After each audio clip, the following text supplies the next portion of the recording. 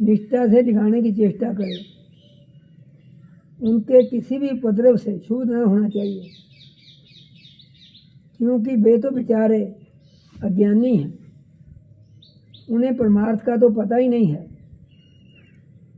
अतः जो अपने कल्याण का इच्छुक है, चाहता मेरा कल्याण हो जाए, उसे सभी कठिनाइयों से अपनी विवेक बुद्धि द्वारा ही, किसी बाहर साधन से नहीं, अपने आप को बचा लेना चाहिए। ध्यान करो, वस्तुतः आत्मदृष्टि ही समस्त विपत्तियों से बचने का एकमात्र साधन है। कि आगे बड़ा जो गाली निकाल रहा है, जो मार रहा है, वो भी तो मैं ही हूँ, को और है कोई नहीं है भाई। कहाँ पता लगूगा तेन, तो कहना पता कितना लगूगा। क्यों साहब? उद्धव जी ने कहा, भगवान आप समस्त भक्तों के शिरोमणि हैं, मैं इस दुर्जनों से किए गए तिरस्कार को अपने मन में अत्यंत असह्य समझता हूँ। अतः जैसे मैं इसको समझ सकूं, आपका उपदेश जीवन में धारण कर सकूं, वैसे हमें बतलाइए। विश्वात्मन, जो आपके भागवत धर्म के चरण में प्रेम पूर्व संलग्न है, जिन्होंने आपके चरण कमलों का आश्रय ले लिया है, उन शांत पुरुषों के अतिरिक्त बड़े बड़े विद्वानों के लिए भी दुष्टों के द्वारा किया हुआ तिरस्कार सह लेना अत्यंत कठिन है, क्योंकि प्रकृति बलवती है, बहुत बलवती है, अत्यंत बलवती है। 23वां अध्याय। अब भगवान उत्तर देंगे। एक तीक्षु ब्राह्मण का इतिहास। श्री सुखदेव जी कहते हैं, प्रिय परीक्षित, वास्तव में भगवान की लीला कथा ही श्रवण करने योग्य है। वे ही प्रेम और मुक्ति के दाता हैं। जब उनके परम प्रेमी भक्त उद्धव जी ने इस प्रकार प्रार्थना की, तब यदुवंश विभूषण श्री भगवान ने उनके प्रश्न की प्रशंसा करके उनसे इस प्रकार कहा। श्री भगवान ने कहा, भगवान श्री कृष्ण ने कहा, देवगुरु बृहस्पति के शिष्य उद्धव जी, इस संसार में प्रायः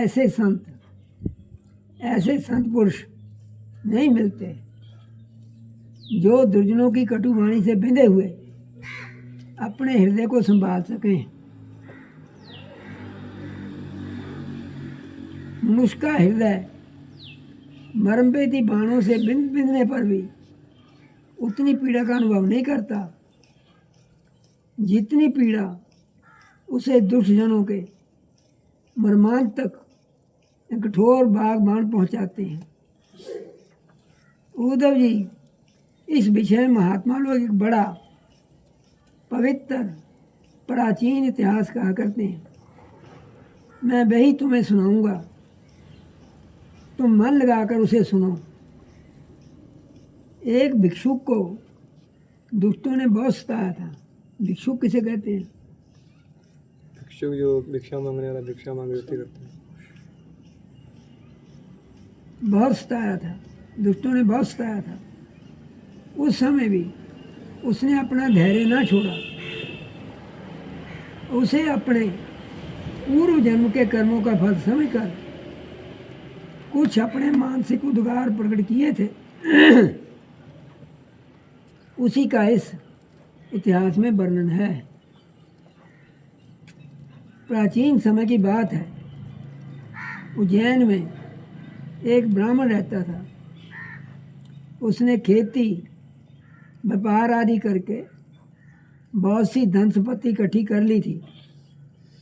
वह बहुत ही कृपण, कामी और लोभी भी था। क्रोध तो उसे बात की बात में आ जाया करता था। उसने अपने जाति बंधु अतिथियों को भी कभी मीठी बात से ही प्रसन्न नहीं किया। खिलाने पिलाने की तो बात ही क्या है। वह धर्म कर्म से रीते घर में रहता था और स्वयं भी अपनी धन संपत्ति के द्वारा समय पर अपने शरीर को सुखी नहीं करता था। उसकी कृपणता और बुरे स्वभाव के कारण उसके बेटे बेटी, भाई बंधु, नौकर चाकर और पत्नी आदि सभी दुखी रहते थे और मन ही मन उसका अनिष्ट चिंतन किया करते थे। कोई भी उसके मन को प्रिय लगने वाला व्यवहार नहीं करता था। वह लोक परलोक दोनों से ही गिर गया था। बस यक्षों के समान धन की रखवाली करता रहता था। उस धन से वह ना तो धर्म कमाता था, ना भोग ही भोगता था। बहुत दिनों तक इस प्रकार जीवन बिताने से उस पर पंच महायज्ञ के भागी देवता बिगड़ उठे।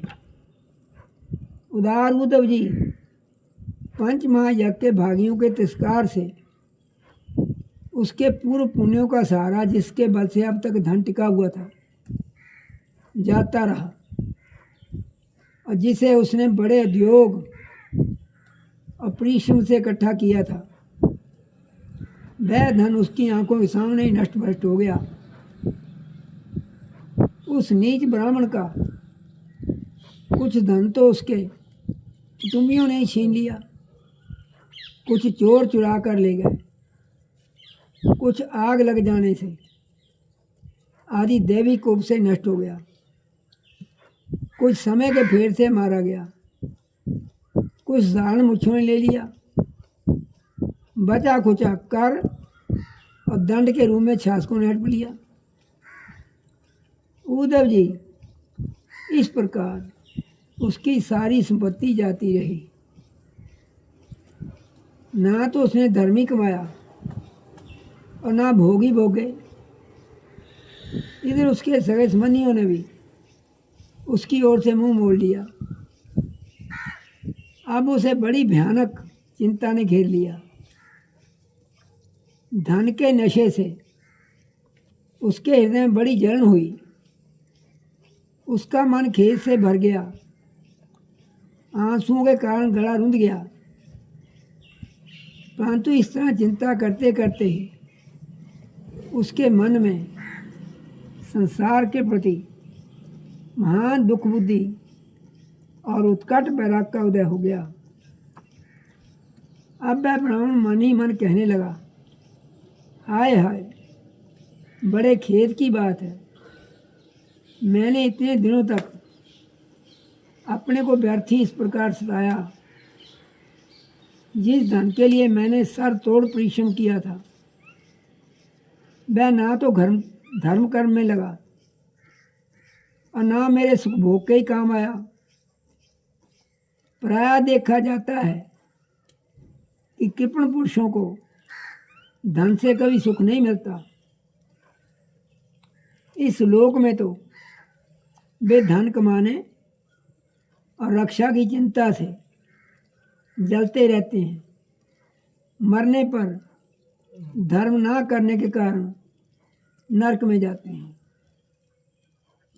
जैसे थोड़ा सा भी कोढ़ सुहांग सुंदर रूप को बिगाड़ देता है, वैसे ही तनक सा भी लोभ यशवियों के शुद्ध यश और गुणियों के प्रशंसी गुणों पर पानी फेर देता है।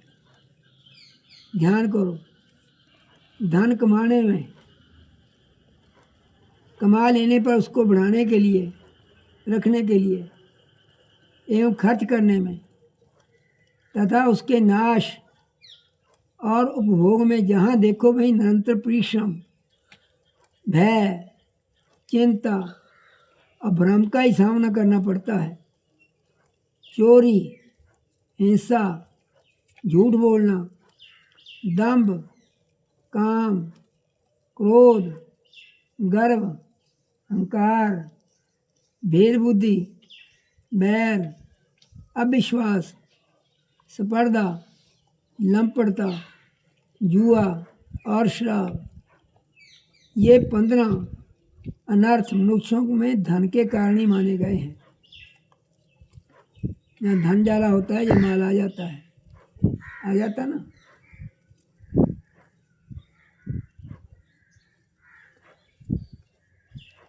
इसलिए कल्याणकामी पुरुष को चाहिए कि स्वार्थ एवं परमार्थ के विरोधी अर्थ नामधारी अनर्थ को दूर से ही छोड़ दे। भाई बंधु, स्त्री पुत्र, माता पिता, सगे संबंधी जो स्नेह बंधन से बंधकर बिल्कुल एक हुए रहते हैं, सब के सब कौड़ी कारण इतने फट जाते हैं कि तुरंत एक दूसरे के शत्रु बन जाते हैं।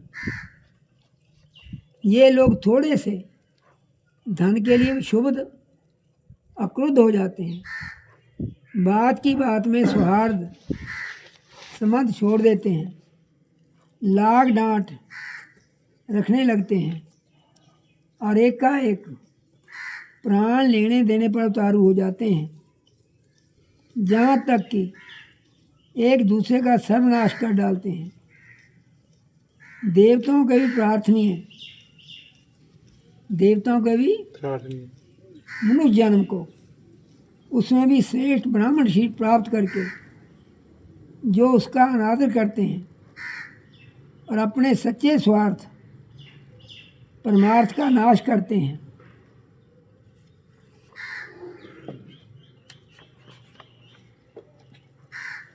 वे शुभ गति को प्राप्त होते हैं। यह मनुष्यशील मोक्ष और स्वर्ग का द्वार है। इसको पाकर भी ऐसा कौन बुद्धिमान मनुष्य है जो नर्थों के धाम धन के चक्कर में फंसा रहे। जो मनुष्य देवता, ऋषि, पितर, प्राणी, जाति भाई, कुटुंबी उनके दूसरे भागीदारों को उनका भाग देकर संतुष्ट नहीं रखता और न स्वयं ही उनका भोग करता है, वह यक्ष के समान धन की रखवाली करने वाला कृपण तो अवश्य अधोगति को प्राप्त होता है। मैं अपने कर्तव्य से च्युत हो गया था। मैंने प्रमाद में अपनी आयु, धन और बल पर खो दिए। विवेकी लोग जिन साधनों से मोक्ष तक प्राप्त कर लेते हैं, उन्हीं को मैंने धन इकट्ठा करने की व्यर्थ चेष्टा में खो दिया। अब बुढ़ापे में मैं कौन सा साधन करूँगा, मुझे मालूम नहीं होता कि बड़े बड़े विद्वान भी धन की व्यर्थ तृष्णा से निरंतर क्यों दुखी रहते हैं। हो ना हो, अवश्य यह संसार किसी की माया से अत्यंत मोहित हो रहा है। यह मनुष्य काल के विकराल गाल में पड़ा हुआ है। इसको धन से, धन देने वाले देवताओं से और लोगों से, भोग वासनाओं उनको पूर्ण करने वालों से तब पुनः पुनः जन्म मृत्यु के चक्कर में डालने वाले सकाम कर्मों से लाभ ही क्या है। इसमें संदेह नहीं कि सर्वदेव स्वरूप भगवान मुझ पर प्रसन्न हैं, तभी तो उन्होंने मुझे इस दशा में पहुंचाया है और मुझे जगत के प्रति यह दुख बुद्धि वैराग्य दिया है। बसता वैराग्य ही इस संसार सागर से पार होने के लिए नौका के समान है।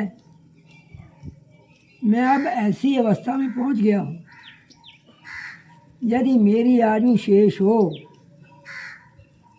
तो मैं आत्म लाभ से ही संतुष्ट रहकर अपने परमार्थ के संबंध में सावधान हो जाऊंगा। और अब जो समय बच रहा है उसमें अपने शरीर को तपस्या के द्वारा सुखा डालूंगा, ये निश्चय कर रहा हूँ। तीनों लोकों के स्वामी देवगण मेरे संकल्प का अनुमोदन करें। अभी निराश होने की कोई बात नहीं।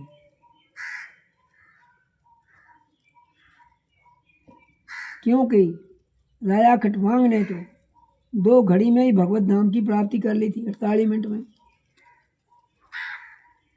भगवान श्री कृष्ण कहते हैं उद्धव जी, उस जैन निवासी ब्राह्मण ने मन ही मन इस प्रकार निश्चय करके मैं और मेरेपन की गांठ खोल दी। ना ये मैं हूं ना कोई मेरा है। इसके बाद वह शांत होकर मौनी सन्यासी हो गया। अब उसके चित्त में किसी भी स्थान की, वस्तु की या व्यक्ति के प्रति आसक्ति ना रही। उसने अपने मन, इंद्रियां और प्राणों को वश में कर लिया। वह पृथ्वी पर स्वच्छंद रूप से बिचरने लगा। वह भिक्षा के लिए नगर और गांवों में जाता अवश्य था, परंतु इस प्रकार जाता था कि कोई उसे पहचान ना पाता था। उद्धव जी, वह भिक्षुक दूत बहुत बूढ़ा हो गया था। दुष्ट उसे देखते ही टूट पड़ते और तरह तरह से उसका तिरस्कार करके उसे तंग करते। कोई उसका दंड छीन लेता, कोई भिक्षा पात्री झटक ले जाता, कोई कमंडलू उठा ले जाता, कोई आसन, रुद्राक्ष माला और कंथा ही लेकर भाग जाता।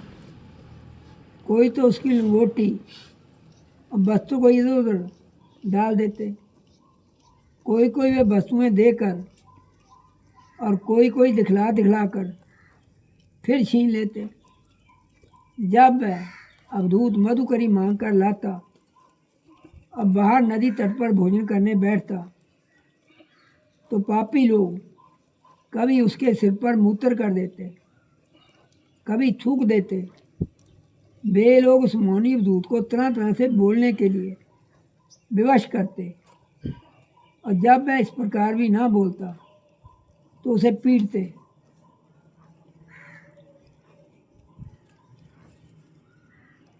कोई उसे चोर कहकर डांटने ढपने लगता, कोई कहता इसे बांध लो बांध लो, और फिर वे उसे रस्सी से बांधने लगते। कोई उसका तिरस्कार करके इस प्रकार ताना कसते कि देखो देखो, अब इस कृपण ने धर्म का ढोंग रचा है। धन संपत्ति जाती रही, स्त्री पुत्रों ने घर से निकाल दिया, तब इसने भीख मांगने का रोजगार लिया है। आओ देखो तो सही, यह मोटा तगड़ा भिखारी धैर्य में बड़े भारी पर्वत के समान है। यह मौन रहकर अपना काम बनाना चाहता है। सचमुच यह बगले से भी बढ़कर ढोंगी और दृढ़ निश्चयी है। कोई उस अवधूत की हंसी उड़ाता तो कोई उस पर अधोबाजी छोड़ता। जैसे लोग तोता मैना आदि पालतू पक्षियों को बांध लेते हैं या पिंजरे में बंद कर लेते हैं, वैसे उसे भी वे लोग बांध देते और घरों में बंद कर देते, किंतु वह सब कुछ चुपचाप सह लेता।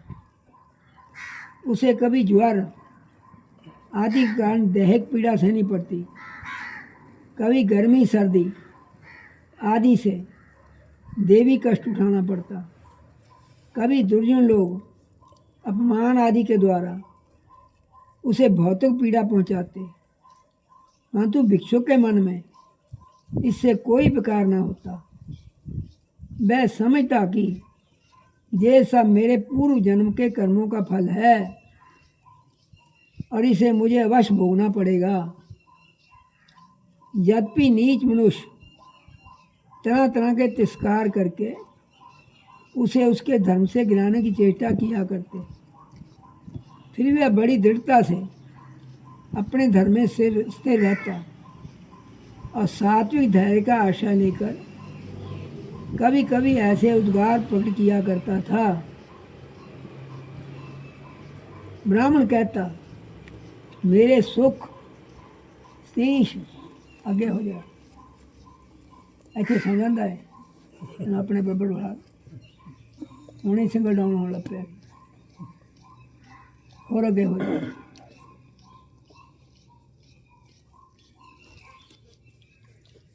मेरे सुख अथवा दुख का कारण ना ये मनुष्य हैं, ना देवता हैं, ना शरीर है और ना ग्रह है, ये ग्रह को कहते हैं ना कर्म है एवं काल आदि हैं। श्रुतियाँ और महात्मा जन मन को इसका कारण बताते हैं। सब कुछ मन ही है जो संसार है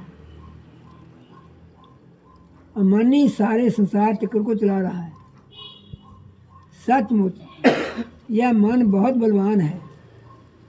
इसी ने विषयों, उनके कारण गुणों, उनसे संबंध रखने वाली वृत्तियों की सृष्टि की है। उन वृत्तियों के अनुसार ही सात्विक, राजस और तामस अनेकों प्रकार के कर्म होते हैं और कर्मों के अनुसार ही जीव की विविध गतियाँ होती हैं कि जोनी में जाना, कर्मों के अनुसार जाना ना। मन ही समस्त चेष्टा करता है। उसके साथ रहने पर भी आत्मा निष्क्रिय ही है। वह ज्ञान शक्ति प्रदान है और मुझ जीव का सनातन सखा है और अपने अलुप्त ज्ञान से सब कुछ देखता रहता है। मन के द्वारा ही इसकी अभिव्यक्ति होती है। जब वह मन को स्वीकार करके उसके द्वारा विषयों का भोक्ता बन बैठता है, तब कर्मों के साथ शक्ति होने के कारण वह उनसे बंध जाता है। दान, अपने धर्म का पालन, नियम, यम, वेदाध्ययन, सत्कर्म और ब्रह्मचार्य आदि श्रेष्ठ व्रत, इन सब का अंतिम फल यही है कि मन एकाग्र हो जाए। जितने भी साधन हैं, जितने भी जप हैं, भगवान में लग जाए। मन का समाहित हो जाना ही परम योग है। जिसका मन शांत और समाहित है, उसे दान आदि समस्त सत्कर्मों का फल प्राप्त हो चुका है। अब उनसे कुछ लेना बाकी नहीं है।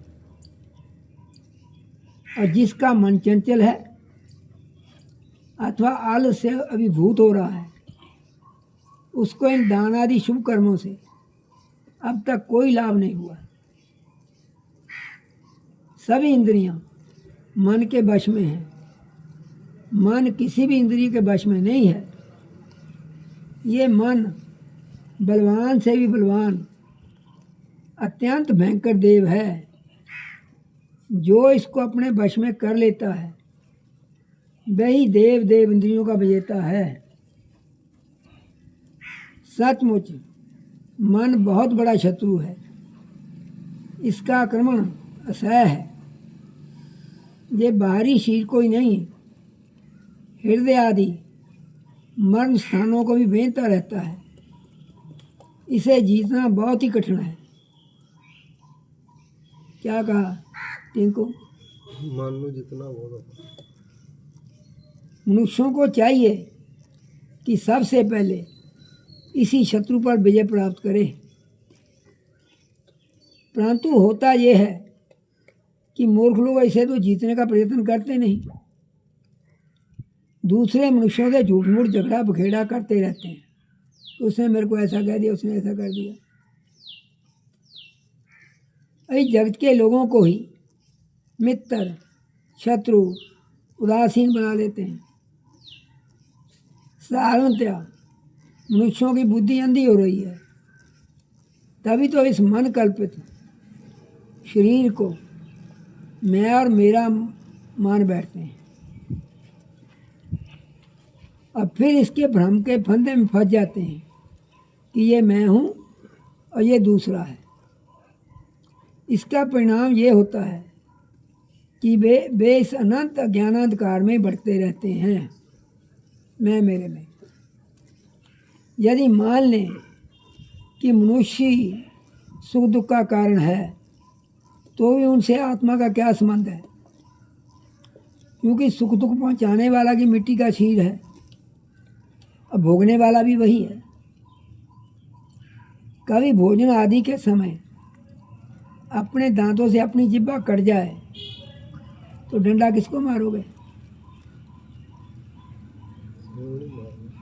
दांतों के मारोगे ना डंडा? क्यों?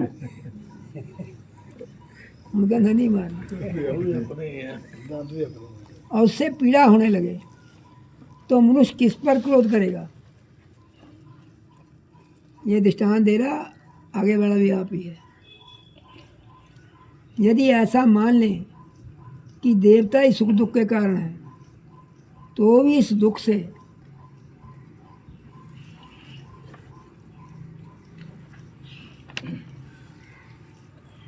आत्मा की क्या हानि? क्योंकि यदि दुख के कारण देवता हैं, तो इंद्रियों के वाणी देवताओं के रूप में भी भोगता भी तो वही हैं। पता नहीं? अखां देवता सूरज है, जिब्बा देवता अग्नि है, वरुण, हाथों का देवता इंद्र है, मन का देवता चंद्रमा है, कानों का देवता दिशाएं हैं, पैरों का देवता विष्णु है, पेट का देवता समुद्र है। पता कि नहीं पता? कानून पढ़ने ग्रंथ की लोड़ा। और देवता सभी क्षीरों में एक हैं। जो देवता एक क्षीर में है, वो ही वे ही दूसरे में भी है। ऐसी दशा में यदि अपने शरीर के किसी अंग से अंग को चोट लग जाए तो भला किस पर क्रोध किया जाएगा? यदि ऐसा माने कि आत्मा ही सुख दुख का कारण है, तो वह तो अपना आप ही है, कोई दूसरा नहीं है। क्योंकि आत्मा से भिन्न कुछ और है ही नहीं। यदि दूसरा कुछ प्रतीत होता है तो वह मिथ्या है। इसलिए ना सुख है ना दुख है, मन की कल्पना है सारी। साढ़े मन के अनुकूल हो गए सुखी हो गए, प्रतिकूल हो गए दुखी हो गए। और कुछ है? फिर क्रोध कैसा?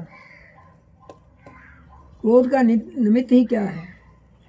यदि ग्रहों को सुख दुख का निमित्त माने तो उनसे भी अजन्मा आत्मा की क्या हानि है?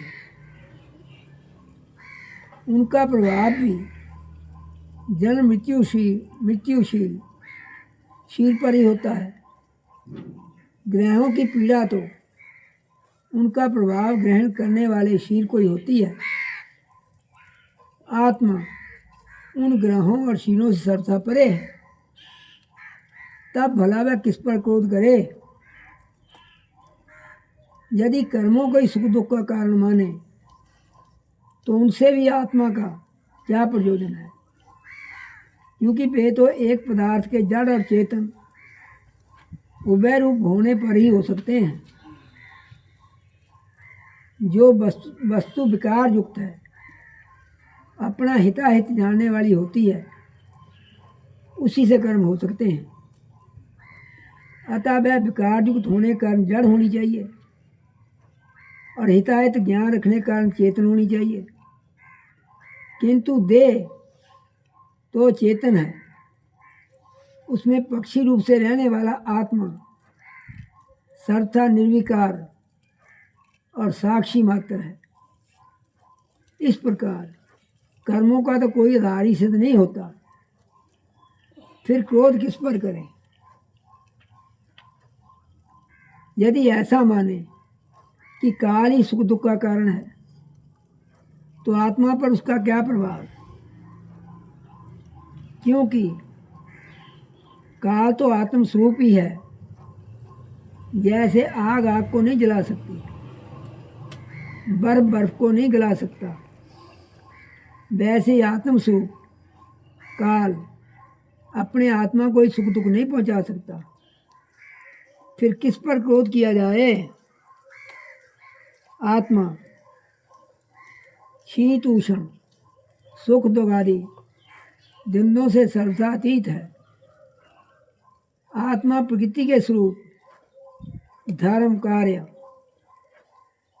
लेश संबंध और गंध से भी रहित है। उसे कभी कहीं किसी के द्वारा किसी प्रकार के द्वंद्व का स्पर्श ही नहीं होता। वह तो जन्म मृत्यु के चक्कर में भटकने वाले अहंकार को ही होता है।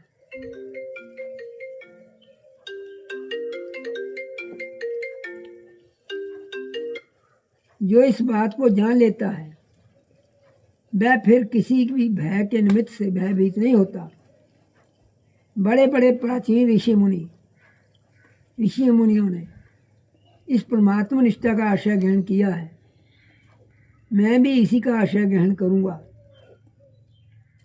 और मुक्ति तथा प्रेम के दाता भगवान के चरणों की सेवा के द्वारा इस दुरंत ज्ञान सागर को अनायास ही पार कर लूंगा। भगवान श्री कृष्ण कहते हैं, उद्धव जी, उस ब्राह्मण का धन क्या नष्ट हुआ? उसका सारा क्लेश ही दूर हो गया। अब वह संसार से विरक्त हो गया और संन्यास लेकर पृथ्वी में छंद बिचर रहा था। यद्यपि दुष्टों ने उसे बहुत सताया, फिर भी वह अपने धर्म में अटल रहा।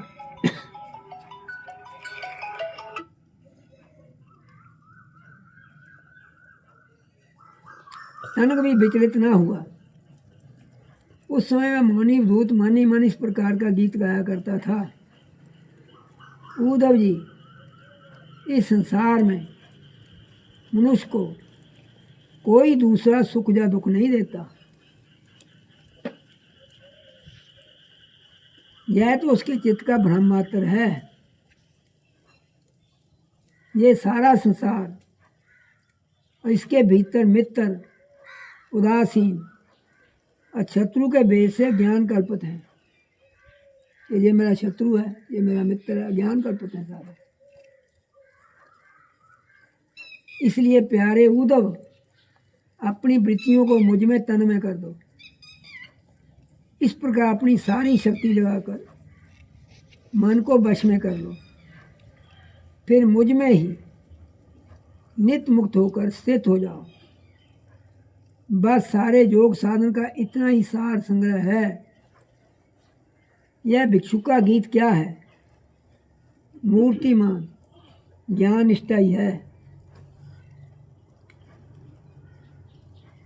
जो पुरुष एकाग्र से सुनता है, सुनाता है और धारण करता है, वह कभी सुख दुख आदि द्वंद्वों के वश में नहीं होता। उनके बीच में भी वह सिंह के समान दहाड़ता रहता है, सुख दुखों के बीच में भी। हरि ओम तत्सत। अब आप कोई चर्चा करनी तो कर लो।